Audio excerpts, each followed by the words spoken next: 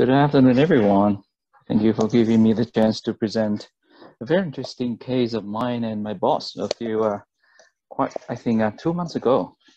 This is a complex case of both issues of penetrating keratoplasty and glaucoma. So this 3-year-old female referred from clinic due to a right eye pain and nausea.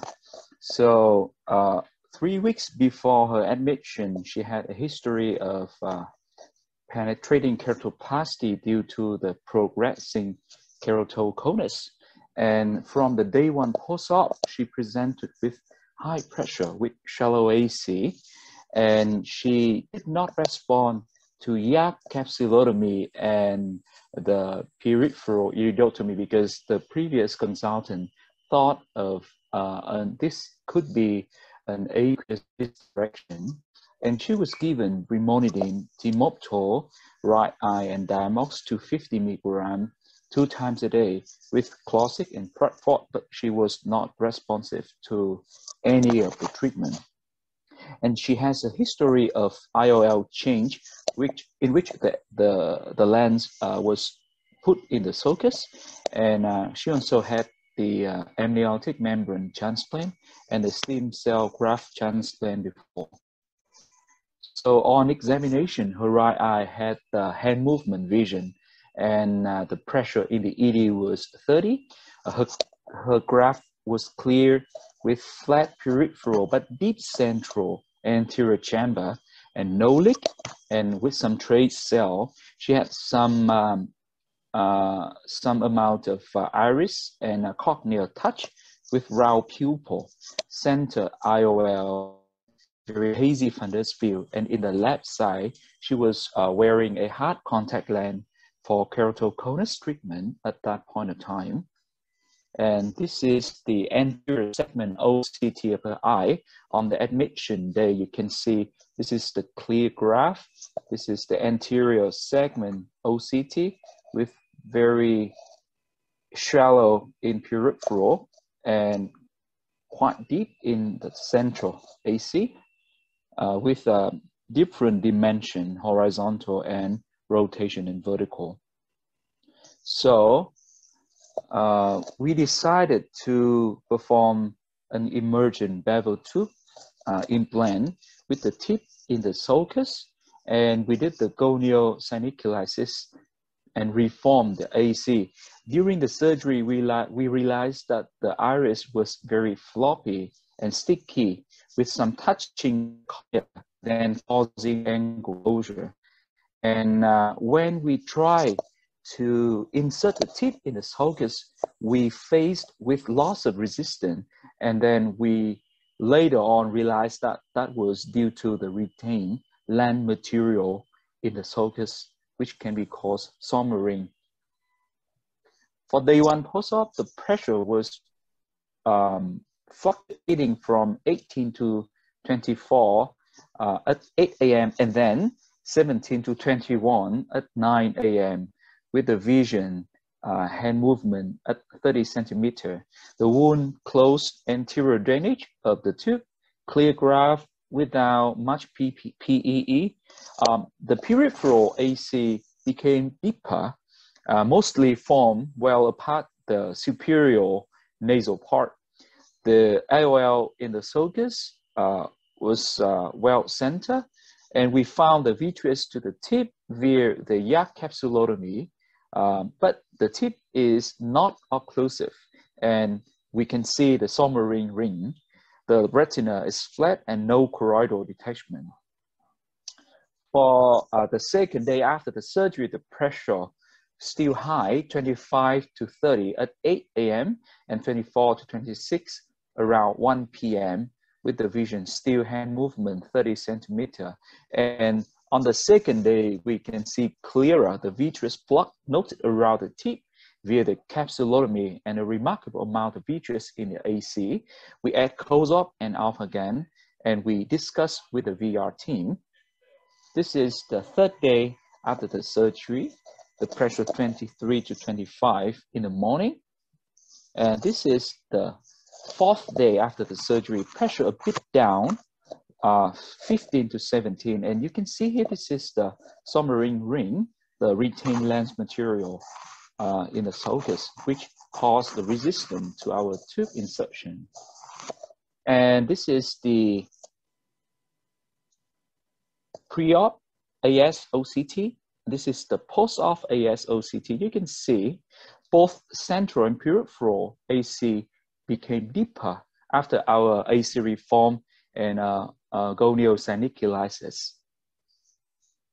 And on the day 5 after the surgery, pressure well controlled from 11 to 13 in the morning. The graph was stable and clear, deeper AC center sulcus, IOL, tip in the sulcus seeming to be clear vitreous. You can see in this golden ring, this is the tip of the bevel tube in the sulcus.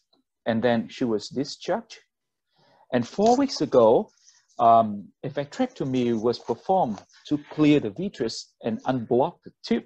And 2 weeks ago, the tube opened, the pressure was 16, and she was free from all glaucoma drops, apart from Macedex, and the vision increased to counting finger, pinhole 6-12. So in the discussion, I will talk about the incidence, risk factors, and treatment options for glaucoma secondary to PK. In a systematic and meta-analysis, a group found out the overall pool incidence of glaucoma secondary to PK is 21.5%. This can vary depending on the diagnostic criteria of glaucoma secondary to PK. In another study recently published in Journal of Glaucoma, they compare the pressure elevation of PK comparing to EK, and they proved that the pressure, they found out that the pressure of PK was higher than DMEC and DSEC at all points of time for follow-up. And there was no significant difference in pressure between DMEC and DSEC for all time points. In a longer study, for 10-year follow-up, they find out the 10-year cumulative incidence of secondary glaucoma from PK was 46.5%, and it was lower in DALK and EK. And the 10-year probability of vision loss related to glaucoma was highest in the PK group, 3.6%, comparing to 2.1% in DALK and 1% in EK. This is a study conducted at Sydney Eye Hospital, a cooperation between glaucoma and corneal group. So they compare, this data is interesting, they compare the PK group and DSEC group. And finally, it turns out that in both groups, the group without prior glaucoma and the group with prior glaucoma, so both groups require the same change for glaucoma treatment without any statistical difference. And in both groups, there is an equivalent incidence of IOP elevation to PK comparing to DSEC in comparable patients. Talking about risk factors, generally, there are quite a wide range of risk factors mentioned in the medical literature. They are corticosteroid-induced glaucoma because people have to be on steroid to prevent the graft failure. It can be some risk factors relating to the distortion of angle, like synechial angle closure, or the iridocorneal angle collapse, or retained viscoelastic. A floppy atropic iris could be another risk factor. Like in this patient, we can see aphakia is another risk factor. And the issues of suturing techniques were found to correlate with the incidence of glaucoma. The suture can be tied along bias of suture, larger trifine sign, increase peripheral corneal thickness. So they recommend the donor corneal size should be at least 0.5 millimeter larger does not seem to affect IOP. In the recent literature, they find out the strong association between pre-existing glaucoma, combined keratoplasty with other procedure, and pre or post-operative lens status, aphakia, pseudo-aphakia with glaucoma, and some other probable association with some other factors. In another paper, they still find pre-existing glaucoma and aphakia as the strong predictors for secondary glaucoma to keratoplasty. And interestingly, they also find out that PK due to keratoconus are at a lower risk to develop ocular hypertension than other indications for PK, but our patient had a PK due to keratoconus. That's interesting. About treatment, we can have topical therapy, we can do diode laser, and we can do the surgery to lower the pressure. So topical therapy is always the first line treatment, but we have to be cautious with the side effect of the topical medications on the graft. With beta blocker, it could be epithelial toxicity. With pilocarpine, it can be the risk for graft rejection. With CAI, it can be endothelium compromise. With PGA, it can be anterior uveitis, cystoid macular edema, hepatic reactivation.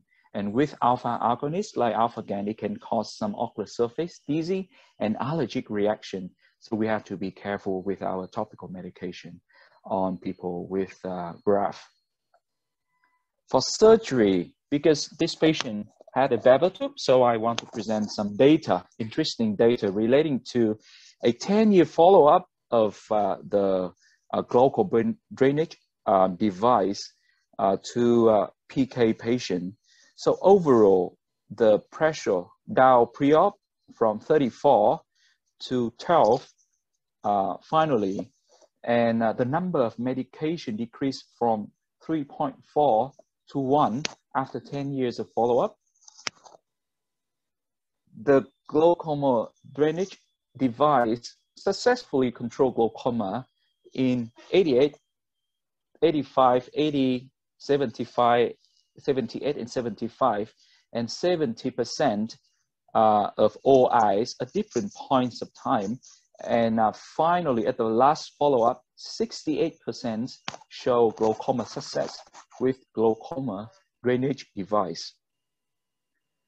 And for the clarity of the graph, only 7 corneal grafts remain clear at the last follow-up, with 26% of eyes at 10 years follow-up, respectively. About cyclodestruction, this is another paper with 5 years follow-up, and they find out that the pressure decreased from 30 at baseline measurement to 12 after 5 years. And all patients had a clear graph at the beginning of the study, and after 5 years, 60% still present with a clear graph, and the visual acuity remains stable in nearly 68% of patients at 5-year endpoint, and no severe complications reported during the study period. And that's another stage. We need to define the right pathology mechanism to direct the treatment strategy. And when we try to insert the sulcus tip, when we try to insert the tip in the sulcus with loss of resistance, we need to rule out whether there is any retained lens material there. And this is the end of my presentation. Thank you.